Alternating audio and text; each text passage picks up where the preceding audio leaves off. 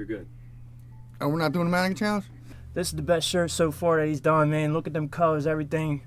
Shouts to JP. You know, I'm grabbing the shirt because it's crazy. The color scheme is crazy. It's like so simple, it's brilliant. It's Mr. Miyagi. Who don't rock with Mr. Miyagi? So if you're not in here copping up on these crazy shirts, what are you wearing? White V-necks and black V-necks? No, bro, come on. Make yourself look good. Make yourself useful. Come out 745, Art History, Mr. Miyagi, 101 shirts. If you don't get one, they're gone, bro. And he might make a couple more. He might. I think he should, but if he don't. Art History, shout out to my man Jay with this Mr. Miyagi shirt. I got mostly every single shirt from here. You need to come down and check it out. That's it. I ain't no cameraman. Basically, we're asking you about this Miyagi shirt. Why are you copping? Miyagi? I thought this was the Arnold from Happy Days shirt. I'm old, man. Young bucks talking about Miyagi, man. So Nah. I support him since day one. Make sure everyone's always support this guy right here. Local right here. Support him. Mr. Miyagi, he's pretty much an icon. If you don't know who that is, you don't watch movies, I guess. I came here because the colorway's dope. It's a 1 of a 101. I come here for all the releases. I had to wait in a little line out here, of course, you know. But I busted in front because Damien hooked me up with a little cut. And, you know, I come here for the hot shit. That's it. Was that good? It's JP down here at the Art History store. I'm here to talk about this new release right here. It's the Mr. Miyagi shirt. There's only 101 like always, so first come, first serve. But the meaning behind this shirt was basically kind of like spawned off the Thriller shirt. Because like when I put out the Thriller shirt and I said how it reminded me of my childhood, there's people coming in buying the Thriller shirt like, yo, I was scared of that video too when I was a kid. And they were like, yo, that Thriller shirt made me think of my childhood too. So I want to say that's kind of how like this came about because of that. And like I looked it up, and then right here this is Japanese. It says Art History in Japanese. And then this is the Japanese flag behind them. You know, I like to do my homework about somebody before I release the shirt, but dude, like my mom could vouch for this. Like when Karate Kid came out and we watched it, me and my brother were crane kicking each other in the living room. You know what I mean? So it was like, she even got pictures of us on the beach, like karate chopping each other and stuff like that. So, I mean, again, like this shirt just kind of take me back to my childhood. And like, you got to respect Mr. Miyagi. It's part of history right there. You know what I'm saying? So this is a combination. This is my art and history mixed together. My little childhood, little art history in Japanese. So that's kind of how this shirt came together. I think that this shirt is probably going to sell out pretty fast. It's a big hit already. So click on the website, realarthistory.com. Shout outs to 66 from 6 Flicks. He came out here and shot this video. He did a fantastic job. Shout out to Money Carson. He did a little song for the shirt. Shout out to everybody that comes in support, because in reality, art history isn't only me. It's all of us. A lot of people don't know this, but the meaning of 101 in the Art History 101 has like a bunch of different meanings to it. 101 could be like one of a kind, meaning art history is a one of a kind clothing line. But also it's one of one, meaning that there's only one of us. There ain't none before us. There ain't none to come. And then I just started putting out shirts recently that are just there's only 101 shirts, and then once they're gone, they're gone. And the reason why I really like doing that is because I don't consider myself a fashion designer. I consider myself an artist. But instead of painting paintings, I put my art on T-shirts. So by you're basically buying a limited print. So you took 101 to a whole new level and started When did you start doing that? I started doing it this year. Dope. Yep. I think that my customers are counting on me to die so they can come up off me.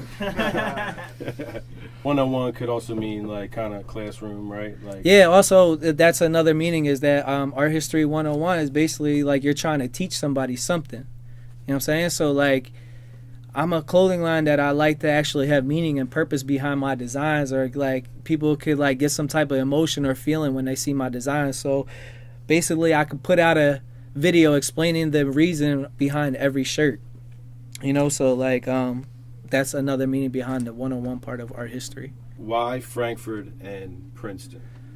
I grew up 7 blocks away from here. I was working for this company, Mesquite.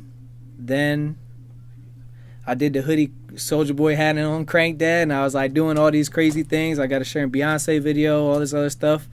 I ended up starting art history in my mom's basement, and then from my mom's basement, we kind of outgrew it really fast, so I got a studio down Kensington. But a lot of people in my neighborhood didn't want to drive down Kensington and get a shirt. So I said, I remember we went 5 days without selling a shirt, but I knew everybody wanted something from me. It's just that if you didn't know me or had my number or you weren't my friend, you don't know how to get a shirt. So I remember saying, yo, I guarantee if we open up a store in our neighborhood that we would never go a day without selling a shirt. I want to say we've been here for 7 years, and maybe there's been a total of 5 days that we went without selling a shirt. Well, the thing is, I got 3 favorite shirts that I ever made.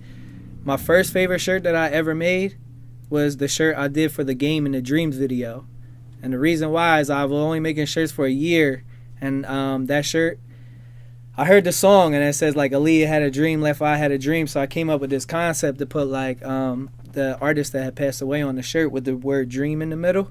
So I put Biggie, Tupac, but then I threw Pun in there, I threw Big L, I threw my people in there, you know what I'm saying? I still threw Aaliyah and Left Eye in there because they were on the song, but when the Game video Dreams came out, we didn't even have cable at my house.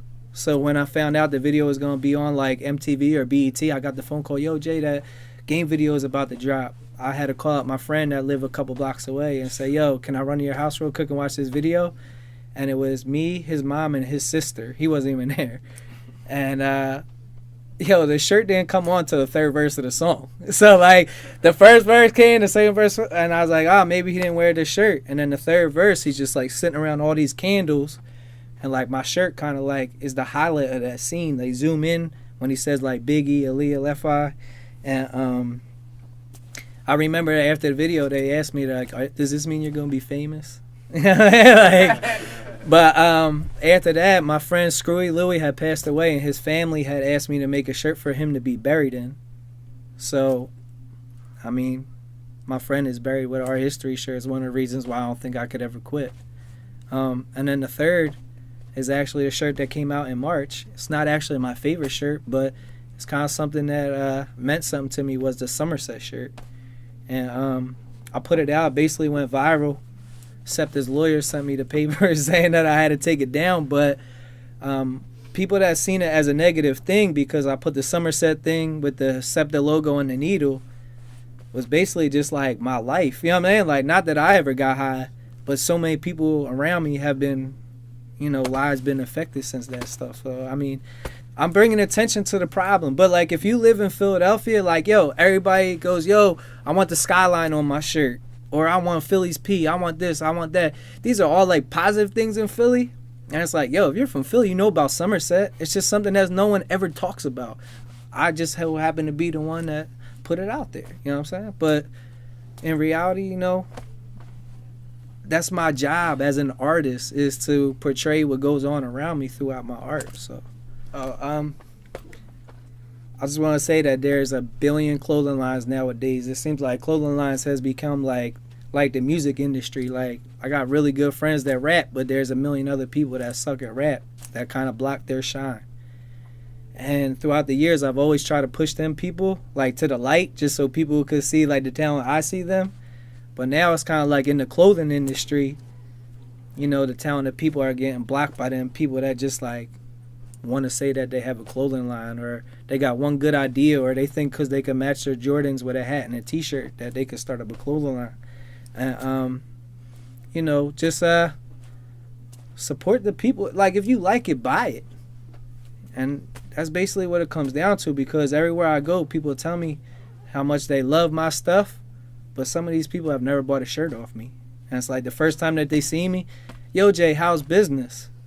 Stop doing C for yourself. Star H the world, baby. That's it.